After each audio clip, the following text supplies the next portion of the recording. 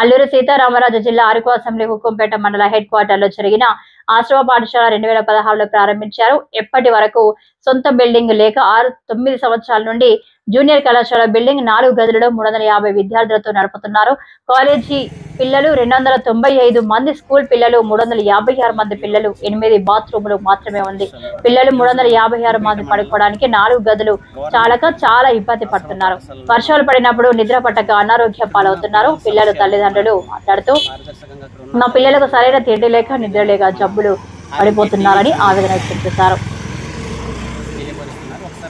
లోపలికి వెళ్దాం, పేరెంట్స్తో పాటు అక్కడ ఉన్న ఎంప్లాయీస్, అక్కడ ఉన్న విద్యార్థులతో మాట్లాడే ప్రయత్నం ఒకసారి చేద్దాం.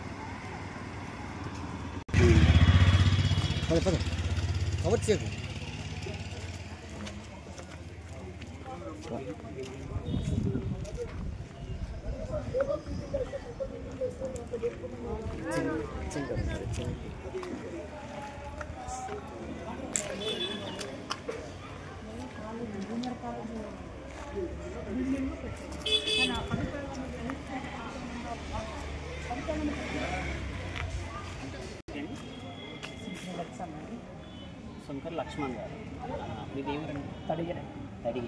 మీ పిల్లలు ఈ స్కూల్లో చదువుతున్నారు. అయితే ఇక్కడ ఉన్న మౌలిక వసతులు లేదని మాకు ఇన్ఫర్మేషన్ ఇచ్చారు. మీ పిల్లలు ఏమైనా మీకు చెప్పారా? ఇక్కడ పిల్లలు అసౌకర్యంగా ఉన్నట్టు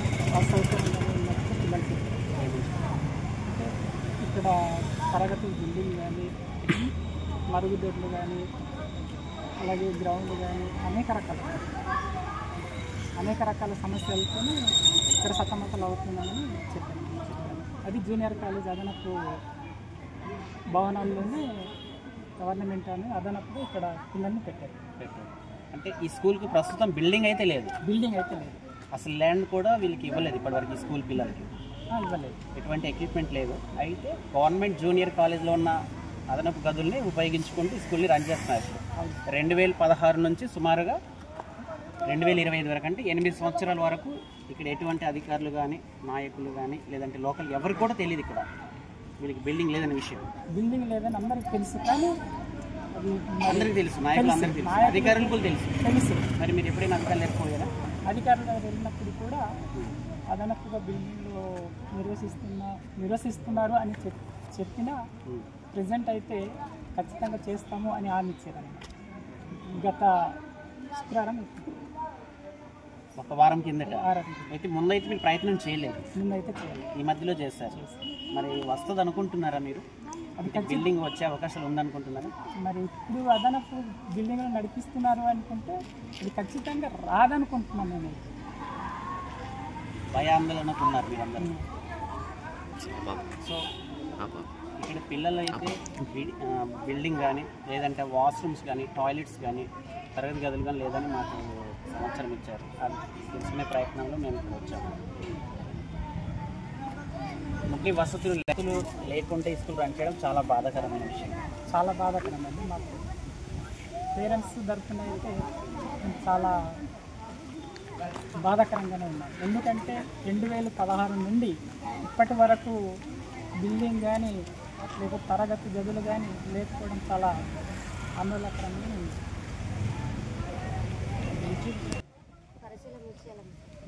ఏ ఊరమ్మా మీది? సొనబా. మీ పిల్లలు ఇక్కడ చదువుతారమ్మా? మీకు ఇంటికి వచ్చినప్పుడు ఎప్పుడైనా మీ పిల్లలు మీకు ఇక్కడ సమస్యను చెప్పారా? ఏంటి చెప్పారు? ఏంటంటే ఇక్కడ ఉన్న టాప్ అయితే బాగా క్లాస్ అయితే బాగా చెప్తారమ్మా. పడుకోవడానికి ఇబ్బంది, నీళ్ళకి ఇబ్బంది, బాత్రూమ్కి ఇబ్బంది, ఇదే కాదమ్మా. అన్నిదైతే సార్లు అయితే టాప్ మొత్తం బాగానే చెప్తారమ్మా.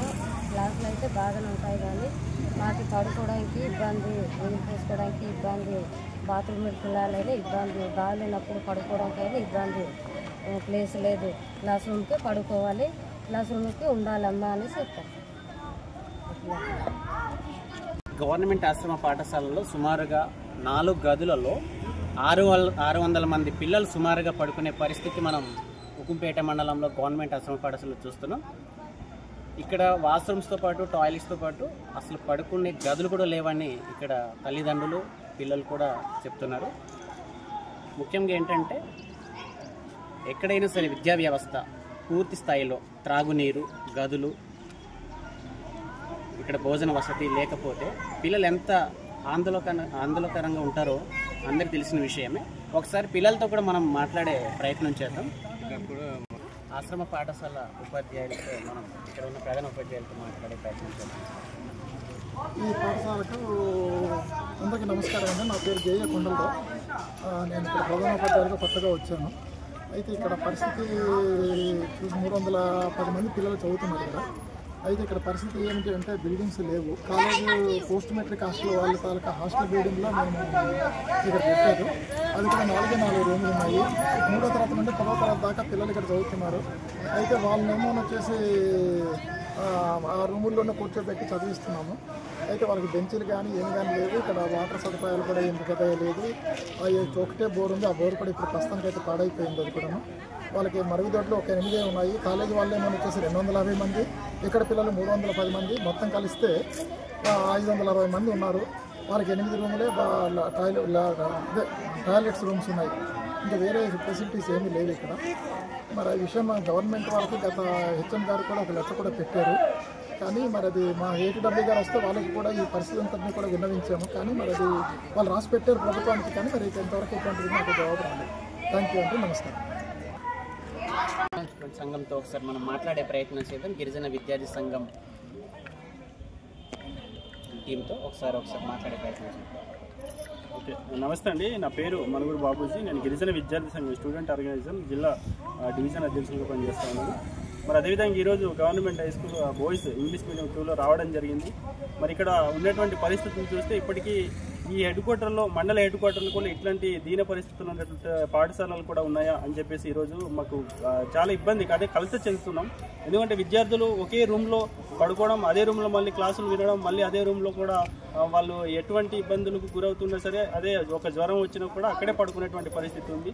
మరి ఈ విషయం పైన అధికారుల దృష్టికి అనేక మార్లు తల్లిదండ్రులు కూడా మరి తీసుకుని వెళ్ళడం జరిగింది. అదే స్కూల్ యాజమాన్య ప్రధానోపాధ్యాయులు వాళ్ళు వీరందరూ కూడా ఏటీడబ్ల్యూ గారు వచ్చినప్పుడు కూడా ఇక్కడ సర్వే చేసుకుని వెళ్ళడం జరిగింది. మరి ఇంత చేసినప్పుడు కూడా ఇప్పటి వరకు కూడా ఈ హెడ్ క్వార్టర్లో ఉన్నటువంటి స్కూళ్ళు ఇంకా ఎందుకు కనీసం 300 మంది విద్యార్థులు ఉన్నప్పటికీ కనీసం క్లాస్ రూములు లేనటువంటి పరిస్థితి ఉంది ఈరోజు. మరి ఎందుకు ప్రభుత్వం ఇంత నిర్లక్ష్యం వహిస్తుందని చెప్పేసి ఈరోజు ప్రశ్నిస్తూ ఉన్నాను. మరి అదేవిధంగా ఇక్కడ 300 మంది విద్యార్థులకు ఏదో తాత్కాలికంగా రూములు ఏర్పాటు చేసి స్కూల్ నడిపించడం అనేది ఇది చాలా బాధాకరం. ఎందుకంటే ఈరోజు శాశ్వత భవనాలు లేక కాలేజ్ పక్కన ఉన్నటువంటి కాలేజ్ రూములనే ఈరోజు నడిపిస్తున్నటువంటి పరిస్థితి ఉంది. ఇక్కడ మరి అంటే పాఠశాలల్లో చూసుకున్నట్లయితే కాలేజ్ పిల్లలు అదేవిధంగా ఇక్కడ స్కూల్ పిల్లలు కలిసి ఉండడం వల్ల కొన్ని అనేక రకాలు ఉన్నటువంటి అలవాట్లు చెడు అలవాట్లు దానికి కూడా ఈరోజు వీరు పాల్పడుతూ ఉన్నారు. కాలేజ్ పిల్లలు కూడా లేనిపోని అంటే చెడు అలవాట్లకు దారి తీస్తుంది. అదేవిధంగా మరి ఆ స్కూల్ పిల్లలు పెద్ద కాలేజ్ పిల్లలు కలిసి ఉండడం వల్ల వీళ్ళకి అనేక ఇబ్బందులు పడుతున్నారు.